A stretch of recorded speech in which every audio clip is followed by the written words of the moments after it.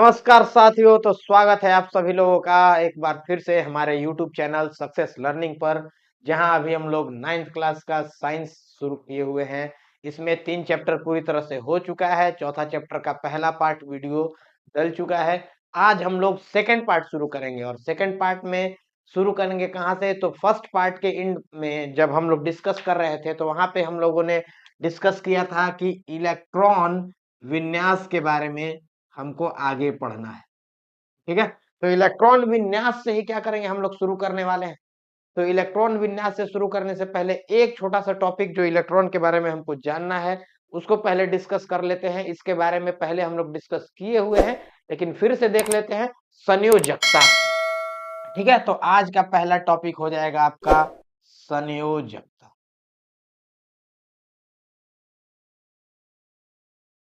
ठीक है, तो जैसा कि हम लोग पहले से जान रहे हैं, अभी तक हम लोग डिस्कस कर चुके हैं कि कोई भी एक परमाणु होगा तो उसके नाभिक में प्रोटॉन और न्यूट्रॉन पाए जाएंगे। किसी भी परमाणु के नाभिक में प्रोटॉन और न्यूट्रॉन पाए जाएंगे। नाभिक में, केंद्रक में, नाभिक के अंदर होगा ये। और बाहर जो कक्षाएं होंगी, जो भी बाहर कक्षाएं होंगी, उसमें क्या होगा? इलेक्ट्रॉन पाया जाएगा। बाहर जो भी कक्षाएं होंगी उसमें इलेक्ट्रॉन पाया जाएगा। और इलेक्ट्रॉन किस संख्या में इसमें भरा जाएगा, उसके लिए 2n², ये वाला जो रूल है इसको फॉलो करते हैं। इसके बारे में हम लोग देख चुके हैं। जो सबसे पहली कक्षा होती है k, दूसरा l, तीसरा m, चौथा n। और k में n की मात्रा होती है 1, l में n इज इक्वल्स टू होता है 2, m में n इज इक्वल्स टू होता है 3 और n में n इज इक्वल्स टू होता है 4। इस तरह से संख्या बढ़ाते जा सकते हैं। k, l, m, n, o, p जिस तरह से कर सकते हैं। तो टोटल इलेक्ट्रॉन k में हम रख सकते हैं 2 गुने 1 का स्क्वायर, जो कि हो जाता है 2। अगले में l में रख सकते हैं 2 गुने 2 का स्क्वायर, मतलब टोटल हो जाएगा 8। तीसरे में 2 गुने 3 का स्क्वायर, टोटल हो जाएगा हमारा 18। अगले में 2 गुने 4 का स्क्वायर, 4 का वर्ग, तो हो जाएगा टोटल 32। इस तरह से इलेक्ट्रॉन को क्या करते हैं? सजाते हैं। ठीक है, तो इसमें हमको समझना है कि जो सबसे बाहरी कक्षा होगी, जो सबसे बाहरी कक्षा होगा, उसके अंदर इलेक्ट्रॉनों की संख्या, सबसे बाहरी कक्षा में। संयोजकता क्या है? बाहरी कक्षा, बाह्यतम। बाह्यतम कक्षा में, बाह्यतम कक्षा में उपस्थित, मौजूद या उपस्थित इलेक्ट्रॉन की संख्या, इलेक्ट्रॉन की संख्या, यही उस परमाणु की संयोजकता को बनाता है।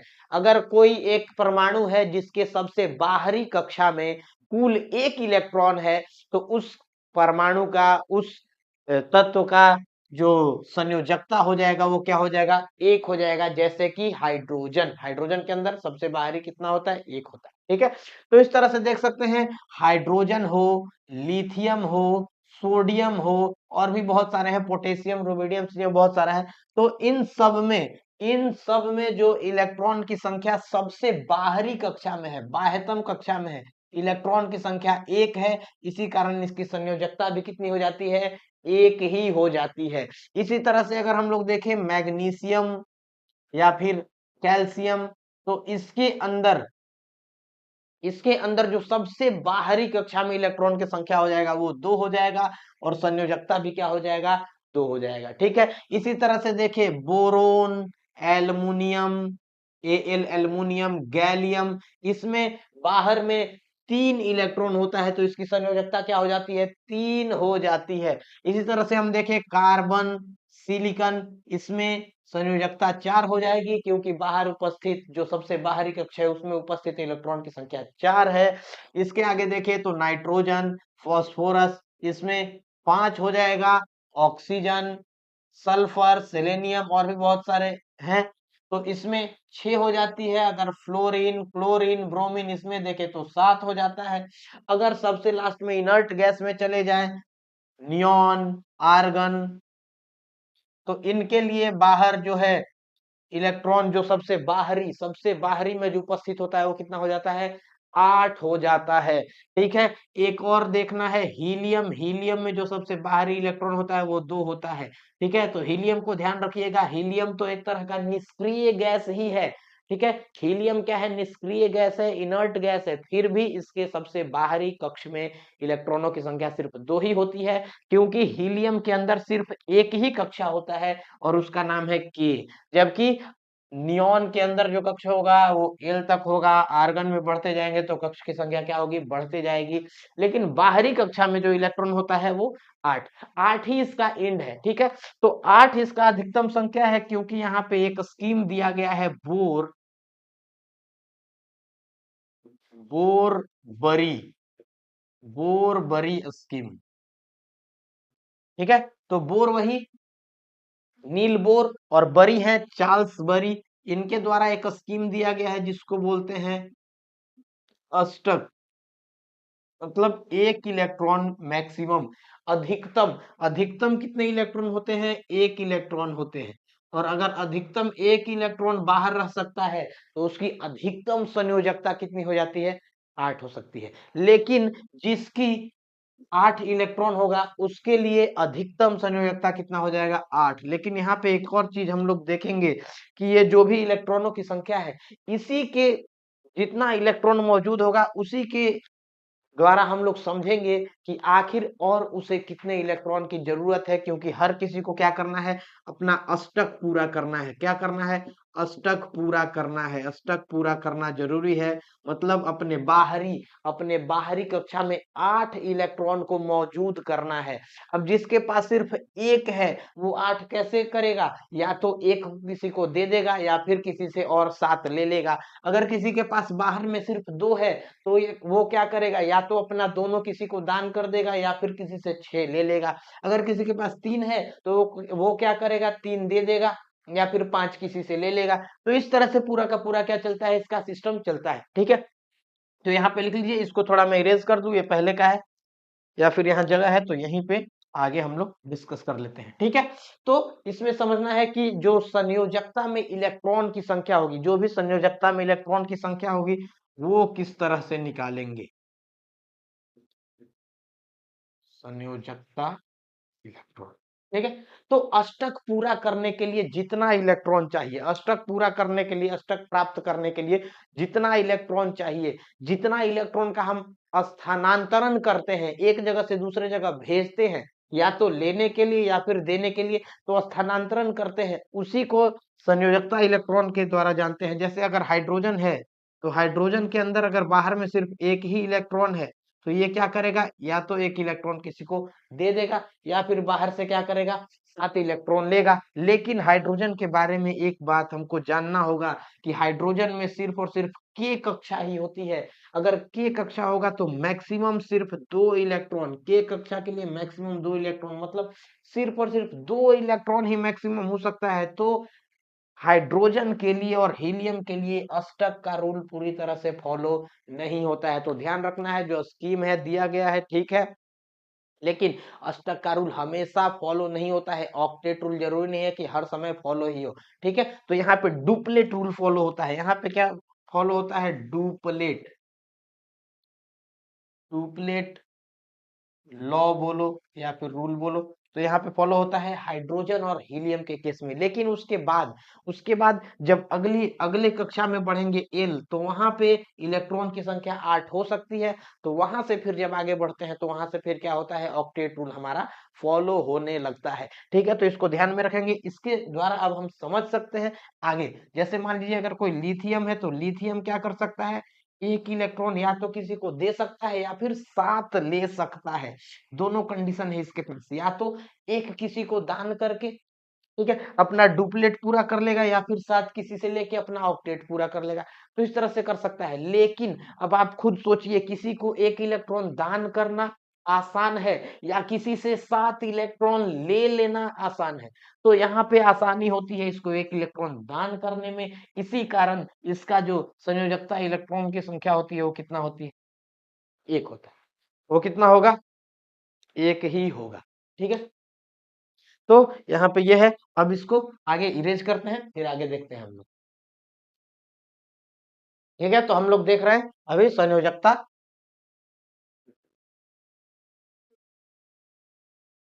तो संयोजकता शक्ति के बारे में देख लिया, संयोजकता क्या है, संयोजकता शक्ति क्या है, यही देख रहे हैं कि अगर मान लीजिए कोई एक उदाहरण से समझते हैं, इसको ज्यादा बेहतर समझेंगे। ये क्या है, स्थानांतरण की जाने वाली इलेक्ट्रॉन की संख्या है। पहले तो इसको यहाँ पे लिख लेते हैं कुछ इसके बारे में। स्थानांतरण, स्थानांतरण समझते हैं, एक जगह से दूसरे जगह भेजने को क्या बोलते हैं, स्थानांतरण बोलते हैं। स्थान का अंतरण करना है, स्थान बदलना है। स्थानांतरण की जाने वाली इलेक्ट्रॉन की संख्या। ठीक है, तो इसको इस तरह से एक एग्जांपल से समझते हैं। मान लीजिए एक सोडियम है, सोडियम, सोडियम एक तरह का तत्व है, तो इसको समझते हैं। मान लीजिए ये इसका नाभिक है। ठीक है, सोडियम के अंदर पहले तो ये समझना है कि कक्षाएं कितनी होती है। तो के कक्षा होगा, एल कक्षा होगा और एम कक्षा होगा। तो सबसे पहली कक्षा जो होगी के, उसके अंदर टोटल कितना इलेक्ट्रॉन हो सकता है, दो। ये दो इलेक्ट्रॉन हो गया। अब एल, एल में टोटल कितना हो सकता है,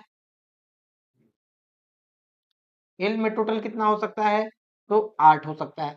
1, 2, 3, 4, 5, 6, 7 और 8, 8 इलेक्ट्रॉन हो गया। अब फिर अगली कक्षा, इसके अंदर 18 हो सकता है, लेकिन इसकी जो परमाणु संख्या है, इसका परमाणु संख्या 11 ही है। मतलब टोटल इसमें 11 इलेक्ट्रॉन ही है।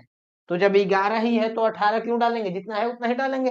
तो दो अंदर चला गया, सबसे अंदर दो, फिर उसके बाहर 8, 8 2 10, एक बचा, तो एक को क्या कर देंगे, यहाँ रख देंगे। ये हो गया इसका इलेक्ट्रॉन विन्यास। इस तरह से इसका विन्यास बनता है, इलेक्ट्रॉन का विन्यास हो जाता है। ठीक है, तो इस परमाणु के लिए, कौन सा परमाणु है, सोडियम का, सोडियम का जो परमाणु है, इसके लिए इलेक्ट्रॉन विन्यास इस तरह से बनेगा। इलेक्ट्रॉन विन्यास बनाने आना चाहिए। उसके लिए हमको क्या समझना है, सिर्फ और सिर्फ परमाणु संख्या को ध्यान में रखना है। परमाणु संख्या अगर ध्यान में रहेगा तो उससे क्या कर सकते हैं, किसी भी तरह के तत्व का, किसी भी तरह के तत्व का अगर परमाणु संख्या जान रहे हैं तो उसका क्या बना सकते हैं, हम इलेक्ट्रॉन विन्यास बना सकते हैं। ये इलेक्ट्रॉन विन्यास बन गया सोडियम का। अब हमको क्या करना है, हमको स्थानांतरण करना है इलेक्ट्रॉन। और किस रूल के हिसाब से, तो अष्टक का नियम पूरा करना है। Octet rule, octet rule, octet law को फॉलो करना है, मतलब 8 के सिस्टम में होना चाहिए। तो यहाँ पे 8 है। अब ये एक इलेक्ट्रॉन सबसे बाहर है, सबसे बाहर वाले कक्ष में उपस्थित इलेक्ट्रॉन की संख्या को स्थानांतरण करना है, इसी को संयोजकता बोलते हैं। सबसे बाहर उपस्थित है एक इलेक्ट्रॉन। तो या तो ये क्या कर सकता है, एक इलेक्ट्रॉन दे सकता है, दे देगा, या फिर क्या कर सकता है, 7 इलेक्ट्रॉन ले लेगा। तो अब आप खुद समझिए कि एक इलेक्ट्रॉन देना ज्यादा आसान है या 7 इलेक्ट्रॉन लेना ज्यादा आसान है। तो इस कारण से एक इलेक्ट्रॉन इस सोडियम को दान करना इसके लिए आसान होता है। तो ये क्या करता है, एक इलेक्ट्रॉन दान कर देता है, 7 इलेक्ट्रॉन लेता नहीं है। 7 इलेक्ट्रॉन लेना कठिन हो जाता है। 7 ही इलेक्ट्रॉन को यहाँ पुट करेंगे, यहाँ पे डालेंगे, उसके बाद इसके अंदर रिपल्सन फोर्स होगा। बहुत सारा इसके ऊपर कॉन्सेप्ट है। इसका साइज छोटा होता है, छोटे साइज में ज्यादा एक ही तरह के, अगर एक ही तरह के आवेश आएंगे तो उनके बीच में विकर्षण होता है, दूर दूर भागते हैं। और दूर दूर भागेगा तो ये पूरा का पूरा परमाणु ही दूर भाग के ब्लास्ट हो जाएगा, फट जाएगा। तो एक तरह से बैलेंस नहीं रह पाएगा। इस कारण ये क्या करता है, एक इलेक्ट्रॉन दे देता है। यही क्या है, इसका संयोजकता। इसी तरह से समझ सकते हैं, मान लीजिए कैल्शियम है, तो कैल्शियम हो जाता है। ठीक है, तो इस तरह से समझ सकते हैं। इसके अंदर भी क्या होगा, 2, 8, फिर 10, 10 में क्या हो जाता है, 8 और 2। तो यहाँ पे सिर्फ 2 ही इलेक्ट्रॉन बाहर पाया जाता है। तो ये भी क्या करेगा, 2 इलेक्ट्रॉन दे देगा। 6 इलेक्ट्रॉन लेने के बजाय 2 इलेक्ट्रॉन देना ज्यादा आसान है, तो 2 इलेक्ट्रॉन दे देता है। इस तरह से आप लोगों को समझना है। जो भी पीछे लिस्ट बनाया हुआ था उसी में सेम तरह से लिख लेना है। हाइड्रोजन हो, लिथियम हो, सोडियम हो, इसके लिए क्या होता है, एक ज्यादा आसान होता है, 7 लेना आसान नहीं होता है। तो इसके लिए संयोजकता शक्ति 1 हो जाएगा। कैल्शियम हो, मैग्नीशियम हो, इसके लिए 2 हो जाता है। 6 लेना बहुत कठिन होता है, इसके बजाय 2 देना आसान होता है, 2 हो जाता है। इसी तरह से बोरोन हो, एल्युमिनियम हो, गैलियम हो, इसके अंदर क्या हो जाता है, 3 देना आसान होता है। ठीक है, जबकि 5 ले पाना क्या है, बहुत कठिन है। ठीक है, उसके बाद देख सकते हैं कार्बन, सिलिकॉन, इसके अंदर 4 हो जाता है, 4 दे देता है, ठीक है, या 4 ले भी सकता है, यहाँ से 4 दे भी सकता है, 4 ले भी सकता है, मल्टीपल बॉन्ड बनाता है। यहाँ से कोवेलेंट बॉन्ड के बारे में देखेंगे, नाइट्रोजन है, फास्फोरस है, तो नाइट्रोजन के अंदर 3, 3 दे देना इसके लिए आसान होता है, 3 ले लेता है। नाइट्रोजन के लिए कितना हो जाएगा, 5। लेकिन नाइट्रोजन 5 का 5 देने के बजाय क्या करता है, 3 लेना पसंद करता है। जबकि फास्फोरस जो है वो क्या करता है, 5 दे भी सकता है या 3 भी दे सकता है, ठीक है। तो अलग अलग कंडीशन में अलग अलग तरह से होता है। इस तरह से पूरा का पूरा लिस्ट है। ऑक्सीजन के लिए समझ सकते हैं, ऑक्सीजन हो, सल्फर हो, तो इसके लिए क्या करता है, 2 इलेक्ट्रॉन देना पसंद करता है। ऑक्सीजन जनरली 2 इलेक्ट्रॉन क्या कर देता है, दे देता है। फ्लो 2 इलेक्ट्रॉन लेगा, लिख लेते हैं, लेगा। फ्लोरीन, क्लोरीन, ब्रोमीन है, आयोडीन, स्टेटिन, बहुत सारा है। ये क्या करता है, 1 इलेक्ट्रॉन लेगा। तो यहाँ से लेने का प्रक्रिया शुरू हो जाता है, लेगा, जबकि ये सब क्या करता है, देता है। ये सब ध्यान रखिएगा। लेकिन वही अगर बात आ जाए नियॉन आर्गन का, तो इसके लिए शून्य हो जाएगा, क्योंकि ये पहले से ही इसके बाहरी कक्ष में 8 इलेक्ट्रॉन है।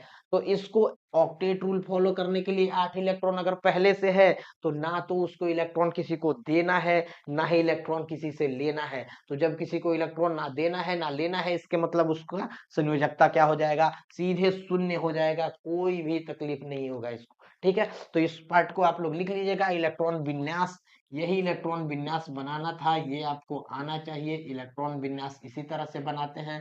सबसे पहले क्या करिए, फिर से एक दूसरा बता देता हूं। मान लीजिए ऑक्सीजन है, ऑक्सीजन का इलेक्ट्रॉन विन्यास बनाना है, तो सबसे पहले हमको पता होना चाहिए कि इलेक्ट्रॉन ऑक्सीजन का परमाणु संख्या क्या है। परमाणु संख्या किसे कहते हैं, अभी बता दे रहा हूं तुरंत। ऑक्सीजन के लिए परमाणु संख्या जो होता है, ये कितना हो जाता है, 8, ठीक है। 8 परमाणु संख्या है, इसका मतलब जो पहला के है, उसमें तो सिर्फ 2 ही इलेक्ट्रॉन हट पाएगा। तो बाकी का 6 इलेक्ट्रॉन क्या करना पड़ेगा, दूसरे में हटाना पड़ेगा। तो पहले में तो पहली कक्षा में सिर्फ 2 ही इलेक्ट्रॉन हटेगा, जबकि दूसरे में 6 इलेक्ट्रॉन।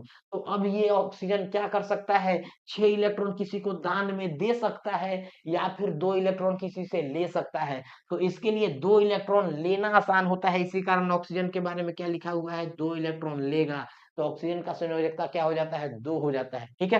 तो इस तरह से इलेक्ट्रॉन विन्यास बनाना आना चाहिए। और इसके लिए परमाणु संख्या, परमाणु संख्या को अभी समझ लेते हैं फटाफट। इसको आप लोग लिख लीजिए, उसके बाद इसको इरेज करके और तुरंत फिर परमाणु संख्या देखते हैं। चलिए, तो हम लोग देख रहे थे परमाणु संख्या, परमाणु संख्या, ठीक है। तो परमाणु संख्या को इस तरह से समझिए, कोई भी एक परमाणु होता है, उसके अंदर 3 चीज होता है, एक तो प्रोटॉन, दूसरा न्यूट्रॉन, तीसरा इलेक्ट्रॉन। तो परमाणु संख्या किसको कहते हैं, परमाणु संख्या को डिनोट करते हैं जेड से, जेड इसका संकेत होता है। तो परमाणु संख्या जो होता है किसी भी परमाणु में, प्रोटॉन की संख्या को बोलते हैं, किसको बोलते हैं, प्रोटॉन की संख्या। तो किसी भी परमाणु में प्रोटॉन की संख्या को क्या बोलते हैं, परमाणु संख्या बोलते हैं। जैसे हाइड्रोजन है, तो हाइड्रोजन में प्रोटॉन की संख्या 1 है, तो इसका परमाणु संख्या क्या हो गया, 1 हो गया। हीलियम है, हीलियम में क्या हो गया, 2 हो गया, 2 प्रोटॉन होते हैं तो 2 हो गया, ठीक है। लिथियम में कितना हो जाएगा, 3 हो जाएगा। बेरिलियम में कितना हो जाएगा, 4 हो जाएगा। बोरोन में कितना हो जाएगा, 5 हो जाएगा। कार्बन में कितना हो जाएगा, 6 हो जाएगा। इस तरह से कम आपको 30 तक याद होना चाहिए, बुक में दिया हुआ है, एक बार बुक को आप लोग रीड कर लीजिएगा। सारा 30 लिखने में क्या होगा, समय यहाँ ज्यादा लगेगा, ठीक है। तो यहाँ 30 तक आपको ध्यान रखना है। बस क्या ध्यान रखना है कि परमाणु संख्या बोलते किसको है, तो प्रोटॉन की संख्या, प्रोटॉन की संख्या, जितना प्रोटॉन है उसको क्या बोलेंगे, परमाणु संख्या बोलेंगे, ठीक है। सिंपल सा। इसी से जुड़ा हुआ एक और कॉन्सेप्ट है, इसको भी देख ही लेते हैं, द्रव्यमान संख्या। द्रव्यमान संख्या पहले भी डिस्कस कर चुके हैं, लेकिन बुक में दिया हुआ है आप लोगों को, तो फिर से बता देता हूं। द्रव्यमान संख्या क्या होता है, तो द्रव्यमान संख्या होता है प्रोटॉन की संख्या में न्यूट्रॉन की संख्या को जोड़ना। प्रोटॉन की संख्या और न्यूट्रॉन की संख्या दोनों को जब जोड़ देते हैं, प्रोटॉन और न्यूट्रॉन की संख्या को जब जोड़ देते हैं तो उससे क्या बनता है, जो द्रव्यमान संख्या है ये बन जाता है। जैसे मान लीजिए हीलियम है, तो हीलियम के लिए द्रव्यमान संख्या 4U होता है, यूनिफाइड मास, या फिर इसी को एटॉमिक मास यूनिट, परमाणु द्रव्यमान इकाई भी बोलते हैं। तो ये 4U है, इसका मतलब हीलियम के अंदर 2 प्रोटॉन है और साथ ही साथ 2 क्या है, न्यूट्रॉन है। लेकिन हाइड्रोजन के लिए ध्यान रखना है, हाइड्रोजन के लिए परमाणु द्रव्यमान 1 होता है। ठीक है, तो इसमें 1 है, इसका मतलब सिर्फ 1 प्रोटॉन ही है, न्यूट्रॉन की संख्या 0 है। तो ये आपको ध्यान रखना है कि न्यूट्रॉन की संख्या इसके अंदर 0 होती है, हाइड्रोजन के अंदर। ठीक है, एक सेकेंड।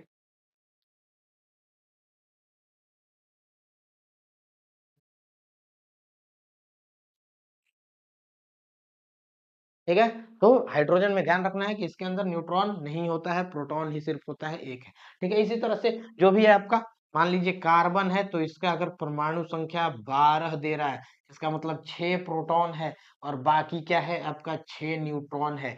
कार्बन का ही एक समस्थानिक होता है, अभी हम लोग डिस्कस करेंगे आगे में कि समस्थानिक क्या होता है, यहीं पे बता देता हूँ थोड़ा सा। तो समस्थानिक को भी डिस्कस करेंगे। तो कार्बन का ही एक समस्थानिक होता है जिसका द्रव्यमान संख्या 14 होता है, 14 यूनिफाइड मास, 14U या 14 AMU। तो इसका मतलब प्रोटॉन तो कितना होगा, 6 ही होगा, क्योंकि परमाणु संख्या हमेशा ही, कार्बन का परमाणु संख्या कितना होता है, 6 ही होता है। लेकिन इसके अंदर जो न्यूट्रॉन हो जाएगा उसकी संख्या बढ़ जाएगी, तो 8 न्यूट्रॉन हो जाएगा। ठीक है, किसी भी तत्व के लिए जो परमाणु संख्या है और द्रव्यमान संख्या है उसको लिखने का तरीका जो है, अगर मान लीजिए कोई तत्व है X, तो उसके परमाणु संख्या को नीचे लिखते हैं, नीचे लिखते हैं Z को, जबकि ऊपर लिखते हैं प्रोटॉन और न्यूट्रॉन के मास को। तो ये लिखने का तरीका है, ये पता होना चाहिए।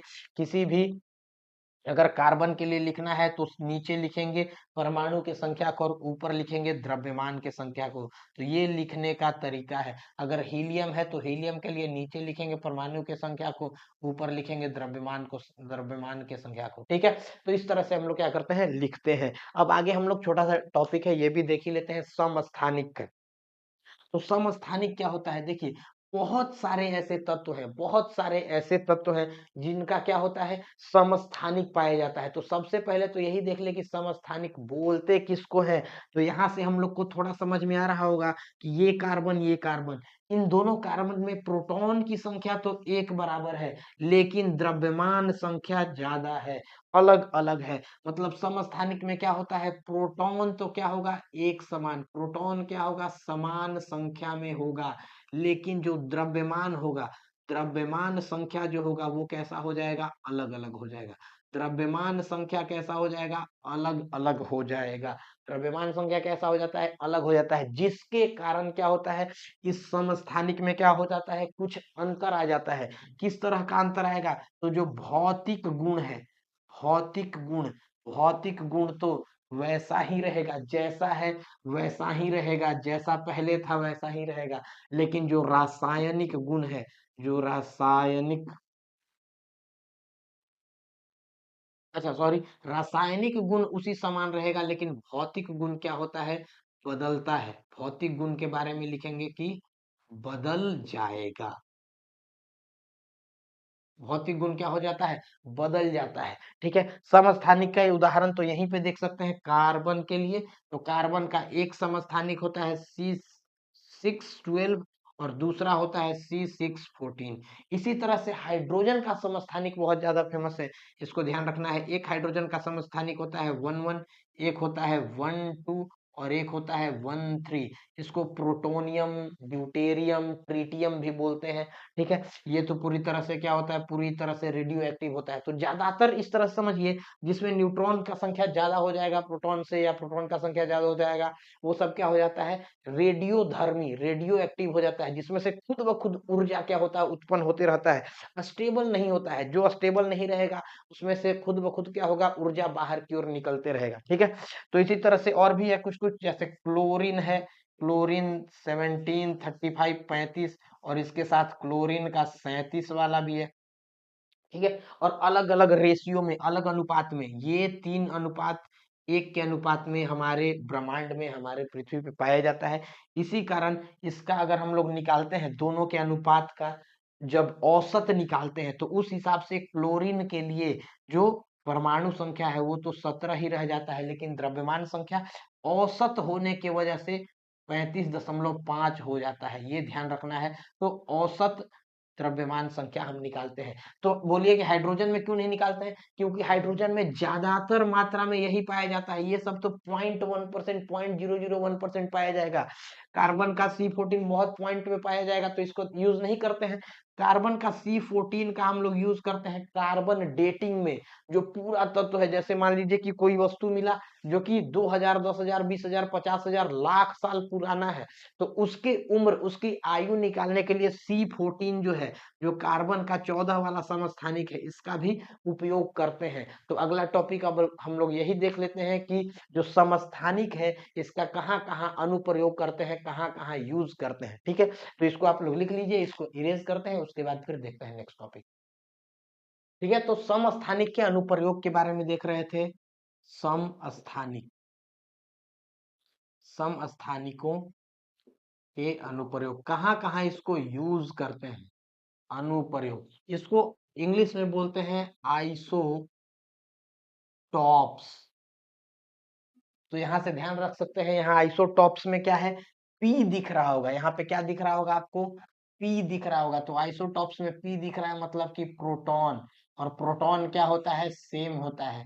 किसी भी दो, किसी भी दो तत्व में क्या हो, जब क्या हो, परमाणु में क्या हो, प्रोटॉन की संख्या समान हो जाए, परमाणु संख्या समान हो जाए, द्रव्यमान संख्या अलग अलग हो, तो उसको क्या बोलते हैं, आइसोटॉप्स बोलते हैं। क्या बोलते हैं, समस्थानिक बोलते हैं। सबसे पहला इसका यूज तो करते हैं यूरेनियम का, यूरेनियम, यूरेनियम के समस्थानिकों का यूज करते हैं न्यूक्लियर भट्टी में, परमाणु भट्टी, परमाणु भट्टी, परमाणु भट्टी को न्यूक्लियर प्लांट्स को चलाने के लिए ईंधन के रूप में। तो परमाणु भट्टी में किस रूप में, ईंधन के रूप में। किसी भी भट्टी को, किसी भी फर्नेस को चलाने के लिए क्या चाहिए, फ्यूल चाहिए ना, गाड़ी भी चलाने के लिए फ्यूल चाहिए, कुछ ना कुछ ईंधन चाहिए। अब ईंधन नहीं दीजिएगा तो कैसे गाड़ी चलेगा। तो परमाणु रिएक्टर जो चल रहा है, जो न्यूक्लियर रिएक्टर है, परमाणु भट्टी है, इसको चलाने के लिए क्या चाहिए, तो ईंधन चाहिए। तो ईंधन के रूप में क्या यूज कर लेते हैं, यूरेनियम का यूज कर लेते हैं। अगला आपका है कोबाल्ट, कोबाल्ट के समस्थानिक वगैरह का यूज करते हैं। कैंसर, कैंसर जब जहां पे कहीं हो गया है तो उसके इलाज में, ठीक है, तो कैंसर के इलाज कहाँ यूज करते हैं इसका, कैंसर के इलाज में इसको क्या कर लेते हैं हम लोग, यूज कर लेते हैं उपचार के जगह। ठीक है, तीसरा यहीं पे देख लेते हैं। एक तो यूरेनियम हो गया, कोबाल्ट हो गया, और हो गया आयोडीन। आयोडीन आप लोग सुने होंगे कि इस नमक में है आयोडीन, क्या आपके नमक में आयोडीन है, तो आयोडीन की मात्रा भी ध्यान रखते हैं। तो इसके समस्थानिक का यूज करते हैं। घेंघा एक रोग होता है, ग्वाइटर, घेंघा रोग होता है एक तरह का, ग्वाइटर रोग होता है, गले में हो जाता है, गले में ग्वाइटर रोग हो जाता है। थायराइड और पैराथायराइड जो ग्रंथि होता है उसके इनलार्जमेंट से, बढ़ने से यहाँ पे क्या होता है, गला ऐसे सूज के पूरा लटक जाता है, इसी को क्या बोलते हैं, इसको बोलते हैं घेंघा रोग। तो घेंघा रोग के इस्तेमाल में यहाँ इसको उपचार में किसका यूज करते हैं, आयोडीन वगैरह का। कार्बन का जो C14 है, C14 जो है इसका यूज क्या करते हैं, जो पुराने हैं, जो पुराना चीज है उसको क्या करते हैं, आयु निकालने में। आयु किसका, पुरातत्वों का, पुरातत्व, पुरातत्व साक्ष्य, जो पुरातत्व के साक्ष्य मिलते हैं, साक्ष्यों के क्या करते हैं, उसके आयु निकालने में कि कितना साल पुराना है, 1 साल पुराना, 10 लाख साल पुराना, 20 लाख साल पुराना। सुनने में आता होगा कि अफ्रीका के एक शहर में क्या मिला, तो आज से 20 लाख साल पुराना एक नर कंकाल मिला है। तो कैसे पता चला कि वो जो नर कंकाल खुदाई के समय मिला है वो आज से 20 लाख साल पहले का है। तो ये C14 जो है इसी का यूज करते हैं। ठीक है, इसका एक होता है आपका मीन एज, और उससे क्या करते हैं, जो आयु होता है उससे निकालते हैं आगे। ठीक है, इसके बारे में एक और टॉपिक दिया हुआ है बुक में, तो वो भी यहीं पे अपन लोग देख लेते हैं। समस्थानिक के बाद समभारिक, क्या दिया हुआ है, समभारिक। तो ये ध्यान रखना है, ये तो बहुत आसान है। समभारिक, जिसका भार क्या हो, समान हो, भार हो जाएगा समान, भार क्या हो जाएगा, तो द्रव्यमान द्रव्यमान संख्या क्या हो जाएगा, समान हो जाएगा। द्रव्यमान संख्या क्या हो जाएगा, समान हो जाएगा। लेकिन समान क्या नहीं होगा, तो परमाणु संख्या जो क्या होगा, वो क्या होगा, समान नहीं होगा। परमाणु संख्या क्या होगा, अलग अलग होगा, असमान होगा। ठीक है, तो ये है आपका समभारिक। समभारिक में एक एग्जांपल आपका दे देता हूं, कैल्शियम। कैल्शियम के लिए 40 है, और इसी तरह से आर्गन है, आर्गन के लिए भी 40 है। लेकिन कैल्शियम का जो परमाणु संख्या है वो 20 है, जबकि आर्गन का परमाणु संख्या क्या होता है, 18 होता है। इसका मतलब कि दोनों के लिए इसका कैल्शियम के लिए परमाणु संख्या कितना है, 20, और यहाँ आर्गन के लिए परमाणु संख्या कितना है, 18। लेकिन भार दोनों के लिए, द्रव्यमान संख्या दोनों के लिए कितना है, 40। मतलब समभारिक है, दोनों का भार क्या है, बराबर बराबर है। तो इस तरह से क्वेश्चन आ सकता है। या फिर एक और छोटा टॉपिक है, वो भी बता देता हूँ, आइसोटोन्स। आइसोटोन्स, इसको लिख सकते हैं आइसोटोन्स। ठीक है, तो आइसोटोन्स क्या होता है, यहाँ पे एन है। एन का मतलब क्या हो गया, ध्यान रखना है, इस तरह से ट्रिक की तरह ध्यान रखना है। एन का मतलब नहीं हो जाता है, लेकिन ध्यान रखना है कि न्यूट्रॉन, क्या ध्यान रखना है, न्यूट्रॉन। कि अगर ऐसा कभी हो कि आइसो का मतलब होता है समान, आइसो का मतलब क्या होता है, समान। कि अगर न्यूट्रॉन की संख्या समान हो जाए, न्यूट्रॉन क्या हो जाए, न्यूट्रॉन की जो संख्या है ये क्या हो जाए, समान हो जाए, तो इस तरह के कंडीशन को क्या बोलते हैं, आइसोटोन्स बोलते हैं। ठीक है, तो ये सिंपल सिंपल एक दो टर्म है। इसी तरह से एक और टर्म है, बुक में तो नहीं दिया हुआ है लेकिन बता दे रहा हूँ, iso electronic. Iso electronic. Iso electronic जो है, आइसो का मतलब हो गया समान, और इलेक्ट्रॉनिक्स, इलेक्ट्रॉनिक्स का मतलब हो गया इलेक्ट्रॉन की संख्या। तो कोई भी दो ऐसा तत्व है जिसका क्या हो, कि इलेक्ट्रॉन की संख्या जो है, इलेक्ट्रॉन की संख्या क्या हो जाए, इलेक्ट्रॉन की संख्या समान हो जाए, तो उस कंडीशन में वो दोनों क्या कहलाते हैं, आइसो इलेक्ट्रॉनिक्स कहलाते हैं। ठीक है, तो इसी तरह से छोटा छोटा टॉपिक था। इसमें जो कुछ भी दिया हुआ है सब सही से हम लोग समझ चुके हैं। ये चैप्टर यहाँ पे खत्म हो गया है। अब इसके बाद चैप्टर 5 शुरू होगा, यहाँ से अब नया विज्ञान का शाखा शुरू होगा। तो इसके लिए आप लोगों को क्या रखना है, तैयार रहना है। यहाँ तक पूरी तरह से नोट्स बना लेना है, इसको पूरा ध्यान रख लेना है, और बुक को एक बार किताब क्या करिए, पलट के पूरा का पूरा क्या कर लीजिए, एक बार याद कर लीजिए, उसको पढ़ लीजिए। पढ़ लीजिएगा, सारा चीज दिमाग में क्या हो जाएगा आपका, अट जाएगा। ठीक है, और यही क्या करेंगे आप एग्जाम में फिर ले जाके लिख सकते हैं। ठीक है, तो यहाँ पे हम लोग कर लिए। जो भी इसमें डाउट हो, डाउट के लिए आप लोगों को पहले से बताया हुआ है, और ध्यान भी होगा, कमेंट सेक्शन में जाना है, कमेंट करना है जो भी डाउट है, दिक्कत है। और चैनल को लाइक जरूर करना है, चैनल को लाइक कर दीजिए, और जो भी आपका दोस्त है, दोस्त लोग के साथ शेयर भी कर दीजिए। शेयर कर दीजिएगा तो आप भी पढ़ लीजिएगा, आपका दोस्त भी पढ़ लेगा, फिर दोनों कोई पास हो जाइएगा, नेक्स्ट क्लास में साथ साथ चल जाइएगा। अगर सिर्फ आप पढ़िएगा तो आपका दोस्त फेल होकर पीछे रह जाएगा। तो इस तरह से क्या कर देना है, शेयर कर लेना है। और शेयर करने के बाद जो चैनल है, चैनल को क्या करना है, सब्सक्राइब भी कर लेना है। और सब्सक्राइब करने के बाद बेल आइकन जरूर दबाना है, जो घंटी बना हुआ है घंटी को दबा दीजिएगा। तो नेक्स्ट वीडियो, अगला जब वीडियो आएगा चैप्टर 5 का, ये तो चैप्टर 4 था परमाणु की संरचना, ये चैप्टर 4 है परमाणु की संरचना। तो इसके बाद जो चैप्टर आएगा, इसके बाद जो पांचवा पाठ आएगा, उसका जानकारी कहाँ मिलेगा, तो नोटिफिकेशन ऑन रहेगा तब मिलेगा। नोटिफिकेशन को ऑन कर लेना है यहाँ से, और उसके बाद आपका जो भी जिस डेट में जाएगा तुरंत वीडियो आप लोग देख के और वहां से नोट्स बना सकते हैं। ठीक है, तो इसी के साथ आज का वीडियो समाप्त करते हैं। ठीक है, चैनल से जुड़े रहिएगा, जिस तरह से नया नया वीडियो आता है उसको देखते रहिए, प्यार देते रहिए, और खूब पढ़ते रहिए, मौज मस्ती करते रहिए। धन्यवाद।